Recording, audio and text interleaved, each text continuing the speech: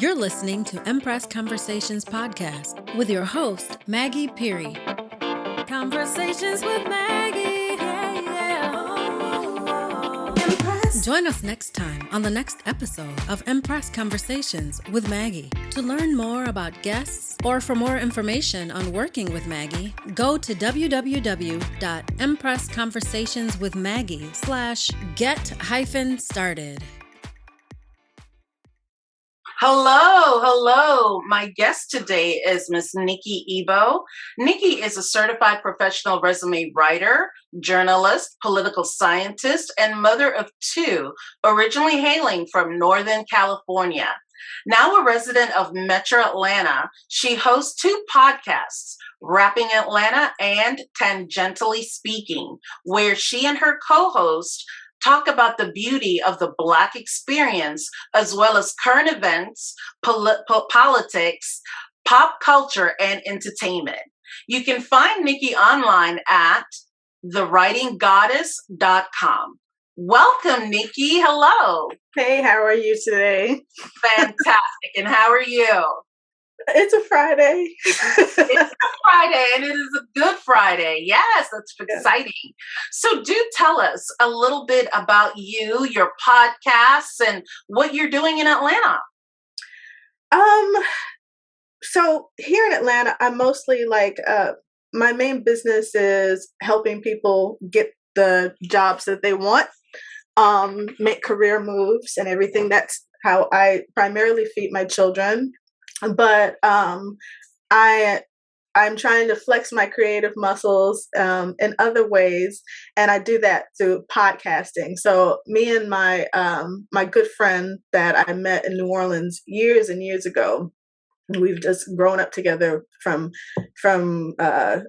college co-heads, starting in freshman year to now adults, through marriage, divorce, and children and all of that. So we both realized how much television we watch, and we developed a real passion for this show called Atlanta. It's on FX, produced by Donald Glover and his brother Steven. And so we just thought it was such a culturally important show that we decided to create a podcast on it. So we have been podcasting on that show for the past several years during its hiatus and everything, and just really talking about how much the show did a good job of reflecting the Black experience. And even though it takes place in Atlanta, there were so many parallels with what's happening in the show with what typically happens, with Black culture and among Black people. So my co-host Nita Sharice, she lives in New Orleans, and so we've been calling each other and talking to each other and recording our commentary on the show. During this last season of covering the show, we found ourselves going off on so many tangents. So we decided to just, we want to talk about what we want to talk about. And not be beholden to some other person's creative or creations. So we decided to create Tangentially Speaking. And we just posted our first episode this previous week. It's on YouTube. That's the video component of it. We recorded our second episode this week, and we just take the time to go off on, like I said, those tangents where we talk about it's so strange how conversations just maneuver, because the first episode, we start on reparations, but we end up on Sherry's berries.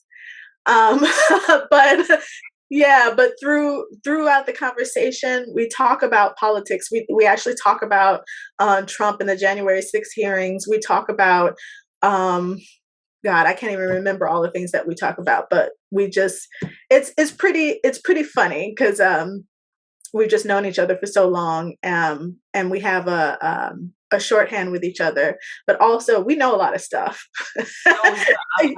Yeah. So we're just like, why not? There's so many podcasts out there where it's just people talking about whatever they want to talk about, and why not us too? I think we have a voice, and we'd like to get our opinions out there and let them be heard, because we know we're not alone. Absolutely. I totally agree with that.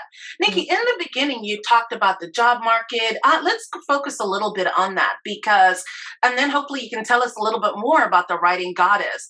Mhm. I know with the job market, the beginning of the year, really ever since COVID, a lot of people lost their jobs and there was a lot of changes that were going on within companies. And then you started this gem where you would throw out little gold nuggets in social media to your audience and friends and stuff about what to do with your resume, how to keep it current, because a lot of people probably have their resume from when they graduated college that still had some really old information. Talk to us a little bit about how you help and all the things that you've been doing that our audience might find helpful. Okay. Well, first, resume writing um, is something that should be taught in high school and throughout college, and it isn't. And so maybe in like I don't even know what they call the classes in high school. I know when I was in high school, it was a part of home economics, writing our resume. And actually, that was in junior high. I never had a formal resume writing class or you know, any type of instruction focused on resume writing through high school. And even through college, it was kind of like an afterthought. Oh, you should have this, go online and look it up. So I found that independently, I was going and checking online every 2 years to see what the resume standard was. And it was always changing, always adapting. Initially, when you're first starting out in whatever career you're pursuing, they tell you, uh, at the top, it's like what your objective is. So for most people, our objective is, I would like to find a job doing XYZ. That is no longer, that's not good anymore. I don't care how old you are, what point you are at in your career. That's just not the case anymore. And again, I was just naturally going and looking up resume writing every 2 years. Every 2 years, it always changes. But most people aren't. And so I've been writing resumes for the past decade, and I was just finding that people are experiencing the same issue. They're using an outdated format. And for a while, those outdated formats were working, but in the last 4 years, the name of the game is the applicant tracking system, and pretty much is a program that allows companies to receive thousands upon thousands of applications without a human eyes having to look at them first in order to weed those top candidates out. So I was finding that a lot of qualified candidates, they weren't getting the jobs that they needed and deserved because their resume was just out of date. So for each client, there were just simple mistakes that people were making, like don't go back more than 10 to 15 years because then you might be a victim of age discrimination. Or if you're applying for a position out of state, put the city and the state in which the opportunity is, so you won't be discriminated against. Well, you don't live here, so there's no way that you can get a job here. Whether you're planning to move there or not, that's none of their business. If you can get to the job, you should be able to have that job, especially if you're qualified for it. So, the more that I shared, I was just sharing with families and friends on Facebook, but people were just really responding to it. And so, again, like, I've been writing resumes. It's been my primary form of income because my main job is my children, Right. And Yes. so I can do this from home, and allowed me to do it from home so I could be there for them, with their education needs. But and then I was just in denial about being good at resume writing for the for the longest time. It's just like, it's something I do. I don't care. Yeah, I was just in denial. But I started realizing that I wasn't actually going out and marketing my services at all. All of my business was coming through referrals. And these were referrals from people who had indeed gotten the job because I had rewritten their resume and addressed all of those factors that would lead to them being scanned out or screened out by applicant tracking systems. So I just decided to embrace it. And so I know I'm currently working on creating a social media presence, which includes tips for for people, pursuing different opportunities and whatnot. But there's just a lot that folks don't know, and like there's never a shortage of people with outdated resumes, and especially like I love especially helping women of color. Because some of us are just so totally overqualified for positions and still not hearing back. And it's only because of the resume. It's only for that reason. So, I just had a. I have to jump in here, Nikki, because you hit something that is so, as a culture, as being a person of color, or just our names. I want to go there, Nikki. Our names are unique and beautiful, and culturally they have a meaning, and we are proud of our names. But on that resume tracking device, I mean, we seem to land at the bottom. Do you think is that still a factor? I actually have a memory. When I was in graduate school, I went to Savannah College of Art and Design, and as a part of that program, you're required to intern somewhere. I got my MFA in writing, so I chose to intern with a magazine, and so I specifically remember, interviewing with a operations manager type, and her admitting that if she could not pronounce the name, she would just throw the resume in the trash. Wow. Yeah, she admitted that. So I don't think that is an issue with applicant tracking systems specifically, but with actual hiring managers, because hiring managers do discriminate, based on whatever their personal issues or perspectives are. So I'll tell clients, like, if they have if they have an unusual name or an ethnic sounding name that a hiring manager typically won't, like, for instance, this woman, the same woman, my name is Nikki Igbo.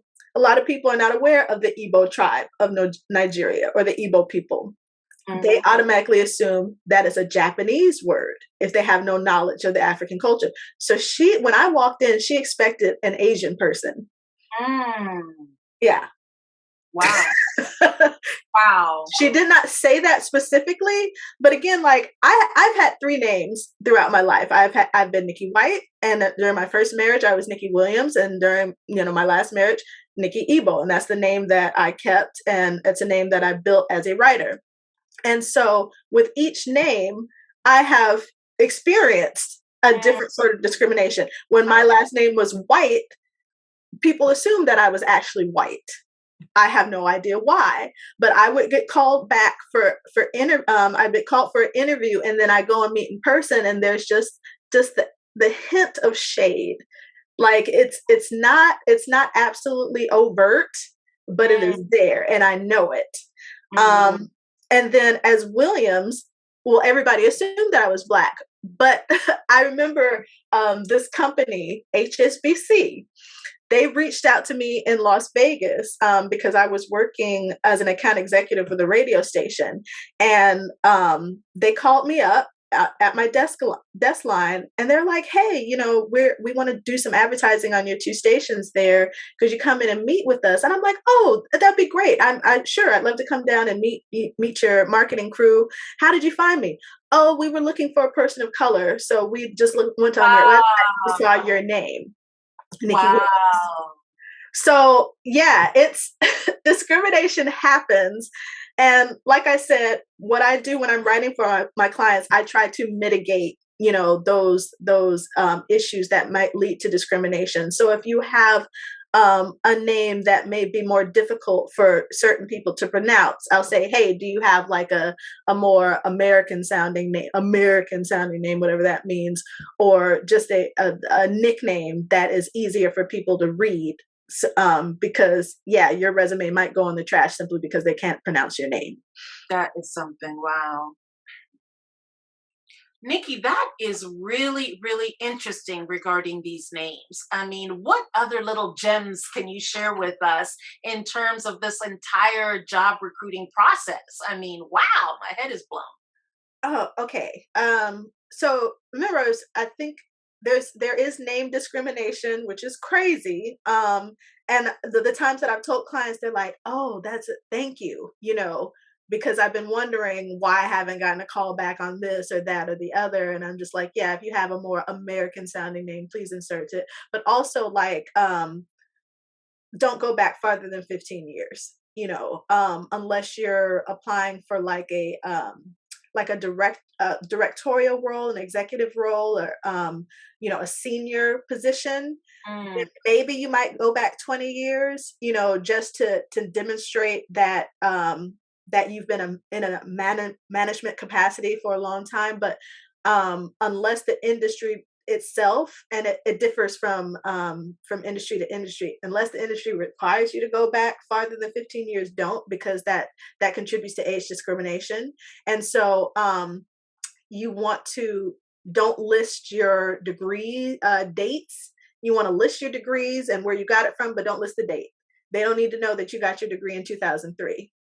Dating yourself, yeah. Yeah.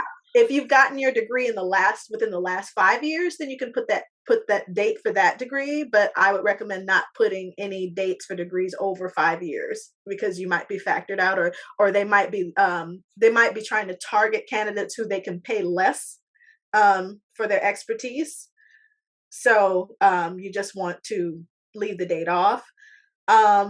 If you've been in a position, say that you were in a position from like January 2019 to January 2020. Don't put the month, just put the year. But and I would steer away from putting any positions where you were only there for a year, because sometimes that could be frowned upon. So you want to put professional experience of 2 to 3 years or more, because some hiring managers will be like, well, you were only there for a short while, are you going to leave? We want someone who's going to stay. Right. If you've been somewhere for a very long period of time, you want to make sure that if you've held different positions, then list those positions that you've held. So it demonstrates that you just haven't been, in this role, not progressing. You just want to show progression. And then a big one that I notice, when people are listing their professional experience, they will just have either all bullet points or just a big paragraph. Right. You want a combination of both. In the paragraph under your professional experience, you want to list your most important duties and responsibilities. And then in the bullets below, you want to tout your achievements, or your contributions, or any awards you received. So, and we do this, resume writers do this, because we want to build in the keywords and phrases that respond to the job opportunity, so you can pass the applicant tracking system. And then once it gets into the hands of a hiring manager, we want to make it easy for them to see how you stand out from your competitors. And so that's why we have those achievements bulleted. I feel like I should be like holding up an example to show you, because but yeah, it's little tricks like that that just really help to boost the strength of your resume in selling yourself. And the language is a little different. You don't speak in complete sentences in a resume. You're just doing notes. So you never say I, don't put I did this. You just say adept at XYZ, or possessing knowledge in XYZ. So there's a bunch of stuff. Again, I'm going to be posting to social media some of these tips. And so good. So good, Nikki. Now, let me ask you this. In terms of, that's really good advice on the resume writing. Mhm. If there's this person who is still in corporate America, but has a passion to eventually do something for themselves, and kind of has been dabbling in perhaps starting a little small business. So whenever they can, they're, with their spare time, trying to get something started and slowly building their social media, trying to get their products built and so household. So what advice would you give where you still need that 40-hour check every week and all the benefits that come from your regular job, but you have a passion for this business and you're trying to transition? What advice would you give there so that there's not too many gaps per se, or, making that transition and then say, trying to go from a full-time corporate employee to being an entrepreneur? Okay, that's a big question. Just Um, break it down. okay, first, well, let me speak about it in these terms first, because I have a lot of people who are going the opposite way too. When they come to me for resume help, they might have been running a business for Right. a while, and then for whatever reason they're looking to be an employee again. Mm-hmm. So if you're making that transition back to in that situation, then you want to have a business name, and then you want to list your title. You don't want to list yourself as owner or on a resume, because some employers will view that as a negative.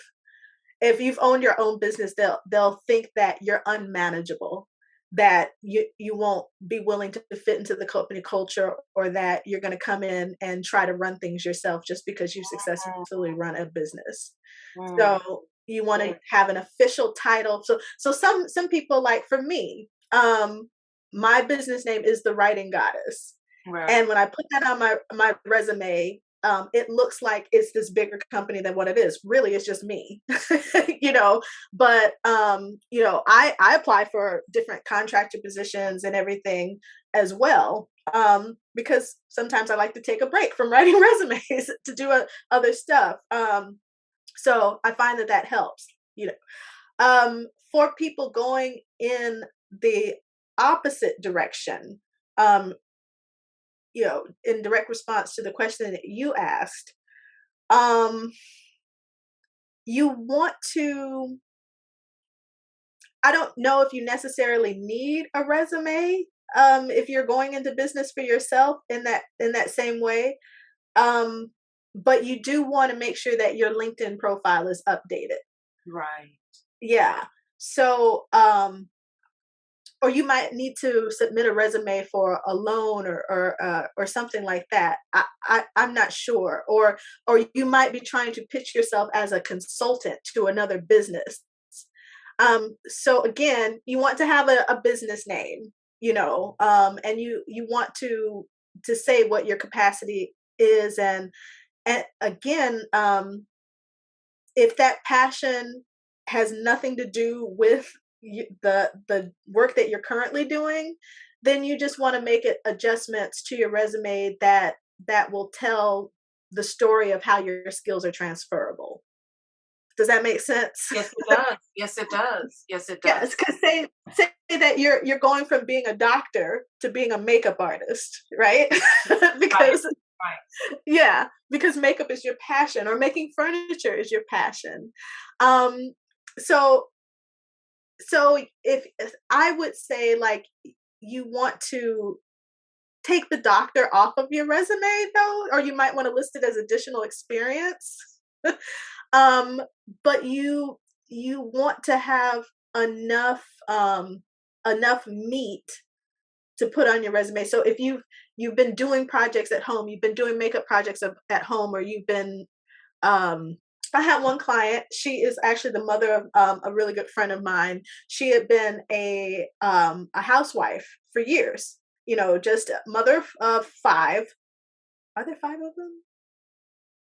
Yeah, there are five of them. Mother of five. She homeschooled her kids.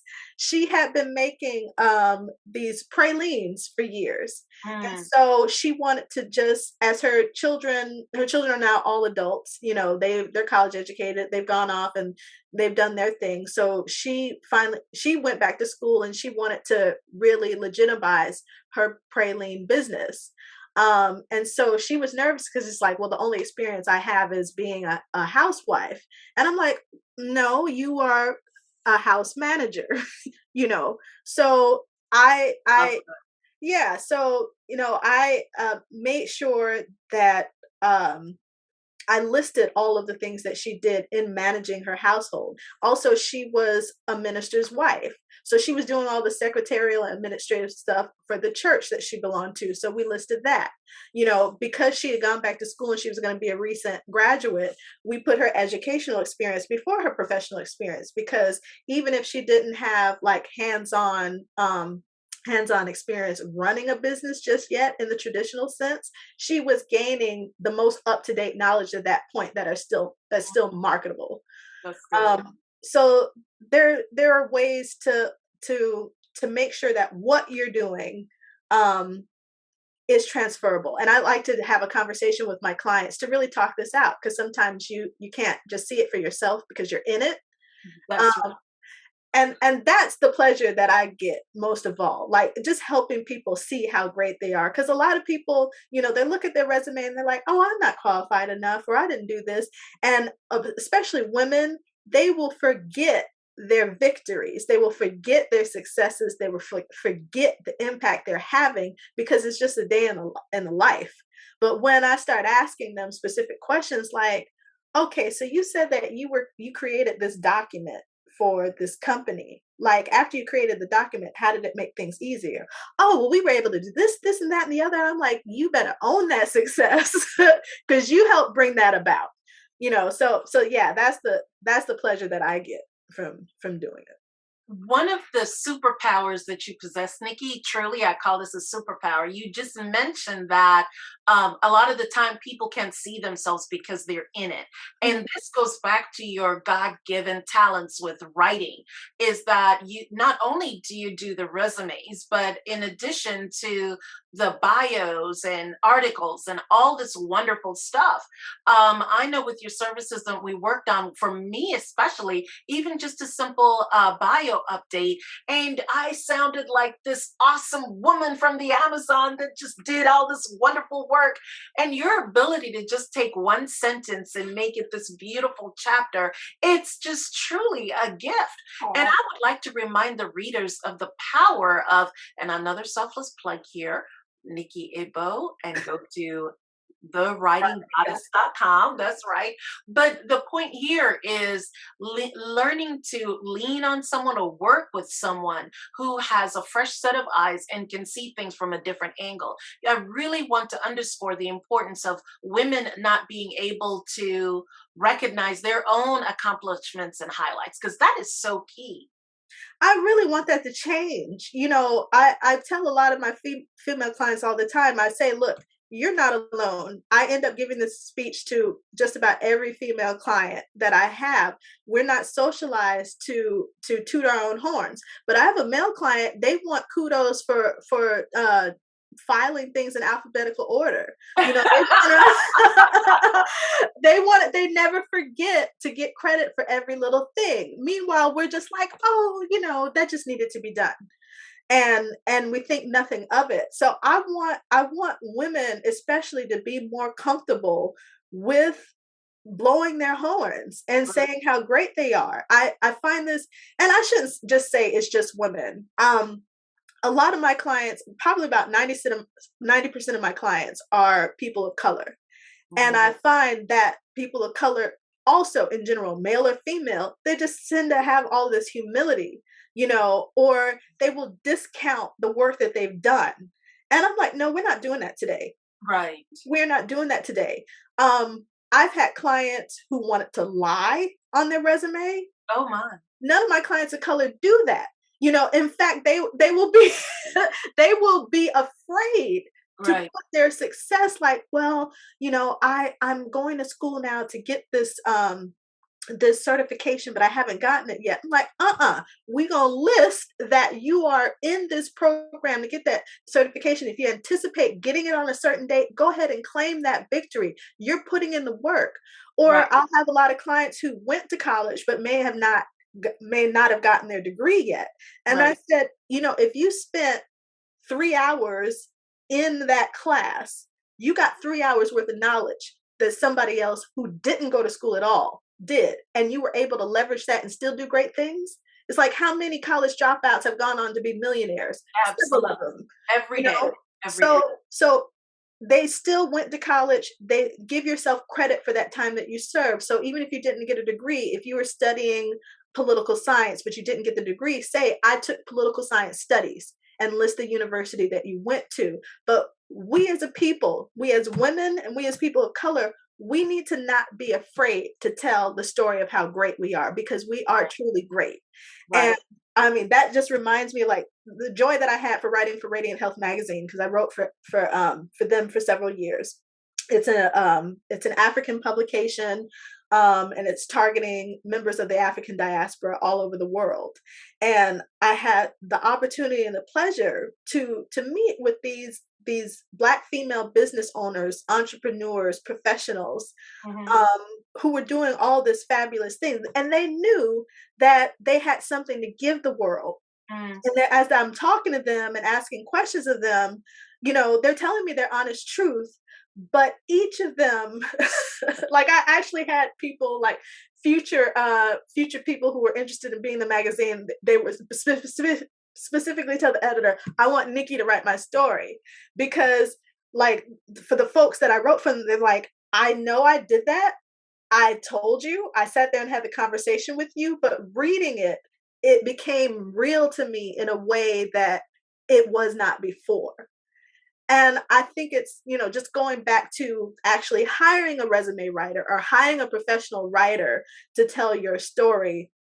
It's like, it may not be a cost that you want to incur, because you're thinking, oh, I can tell my own story, I can do this myself. But you always leave something out. That people always shortchange themselves. So I just go ahead and make that investment in yourself, because it helps you. It really helps you to see just how brilliant you are, because you're not sitting there and judging yourself.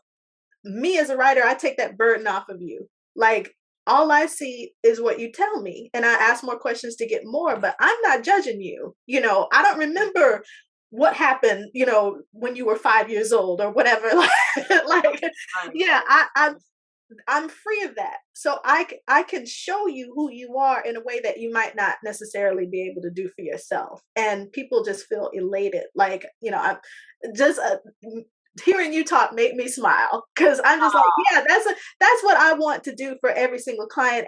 And I've had the opportunity to do that for clients, and that just gives me so much life, because I want everybody to see, like, what did Issa Rae say? I want all the Black people to win. I want all the Black people to win.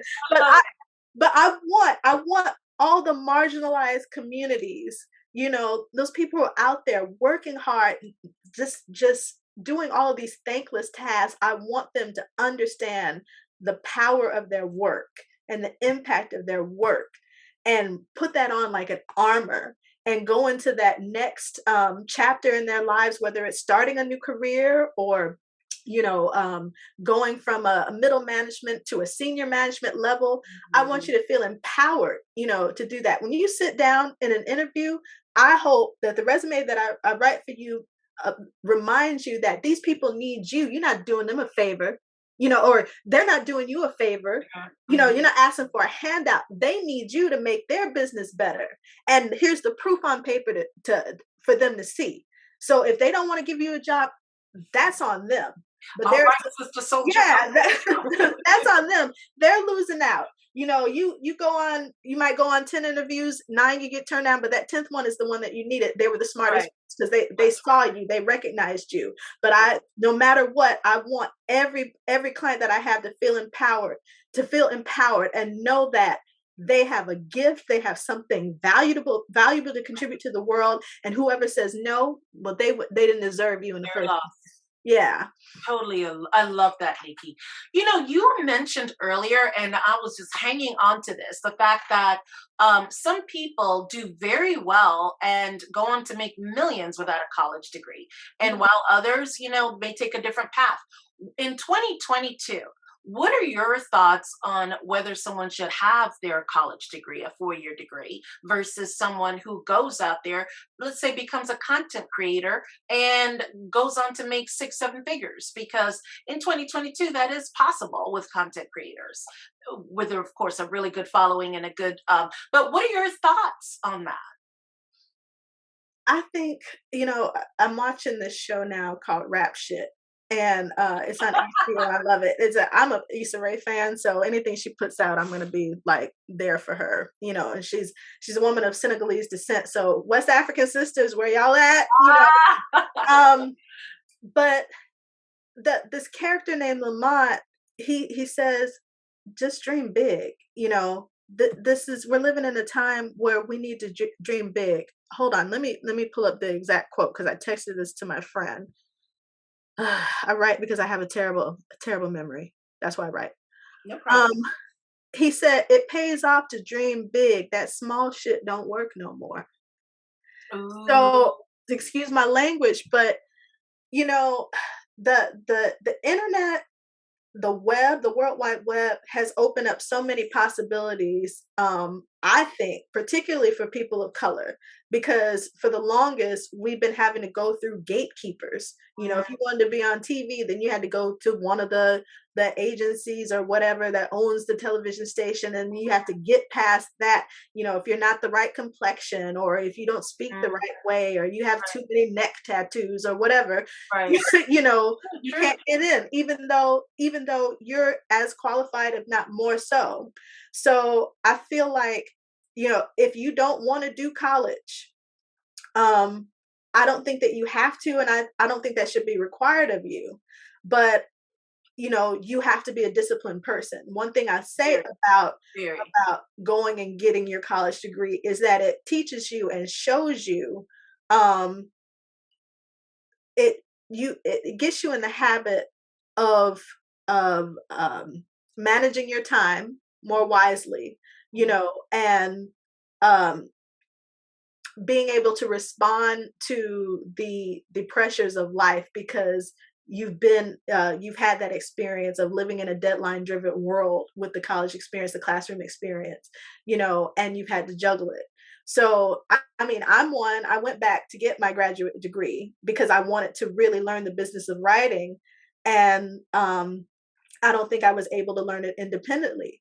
But again, because of the internet, like I was just finding on TikTok. There's a TikTok creator right now who just posts nothing but links to classes and seminars that you can take free of charge at places like Harvard. I saw that. Yes. Loved it. Yes. I was like, Yes. oh my, you get a certificate and everything from Harvard. Yes. Exactly. So, if college is not in the cards for you, but you still want to pursue something like that's not like a medical profession, because no, you can't be a doctor without being medically trained. You should not be.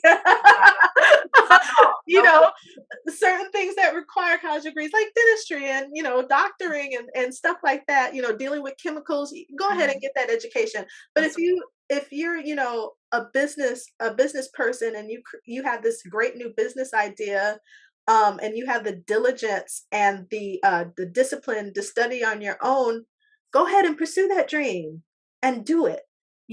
Because once upon a time, there weren't colleges with degrees and requirements to have that stuff. My sister, she's 13 years older than me, and she was probably the last generation that could get a good paying job without necessarily having a college degree.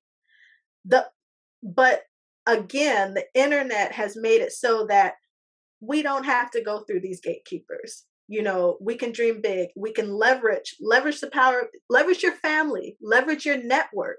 Absolutely. Leverage the free things, like the courses online that are readily available for you, and just always be looking. I'll start with this. If you have a goal, write that goal down.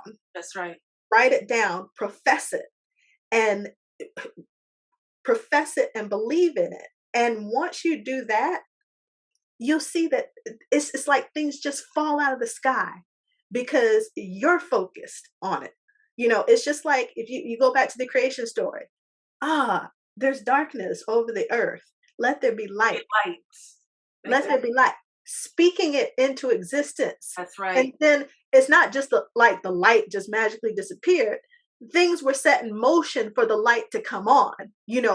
chemicals bonded together to create the sun, and the planets or whatever. That's the work. It didn't just happen instantly, but when you profess it first and then follow it, it will happen, and you can create your own universe, whether that's a new business or family or what have you. Just speak it and let it be so, and be willing to recognize your own power, because we're all creators. We're all creators, and we're all endowed with that power. I want us so desperately to believe in our inherent strength and power. That is so good, Nikki. That is so good. My friend, I cannot thank you enough for your time and your wisdom. Everyone listening, please go to thewritinggoddess.com and you can find Nikki online. She's definitely available to help with your resume and all your writing services needs. If you have any other questions, you can reach out to her. Nikki, any last minute parting words for our listeners? I just want to say thank you for this opportunity. Like, this has been such a difficult, I'm going through it, and I just want to remind people, like, you know what? The world is gonna do what it does. Yeah. But you can only control what you can control. Don't worry about anything else. That's right. Just whatever you can do it. I'm so glad to have done this interview, even in the midst of everything that's going on. I appreciate you and thank you for providing this platform. I wish I could share those things. I hope I didn't get all preachy, but We're so good. We're so good. We're so good. Again, thank you, Nikki Igbo. And everyone, you can find more information on my website, empressconversationswithmaggie.com. And see you next time with another new exciting guest. Bye. Bye. You're listening to Empress Conversations podcast with your host, Maggie Peary. Conversations with Maggie.